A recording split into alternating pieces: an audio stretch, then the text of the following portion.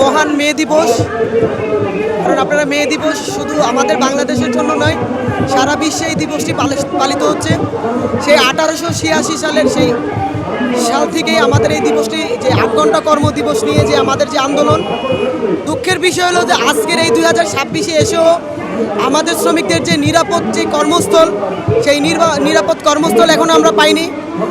এই যে বৈষম্যহীন, এই যে কিছুদিন আগে যে আমাদের দেশে যে বৈষম্যহীন বাংলাদেশের জন্য যে একটা গণ উদ্বোধন হয়েছে, সেই উদ্বোধনেও দেখা যাচ্ছে যে আমাদের এটা কিন্তু শুধু তরুণরা করে না, এখানের মধ্যে আমাদের গার্মেন্টস শ্রমিকরাও ছিল।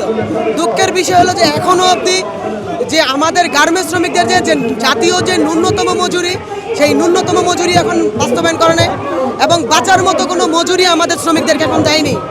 তাই আমরা বলতে চাই, এই বাংলাদেশ শ্রমিকদের শ্রমে এই বাংলাদেশে আজকে উন্নত।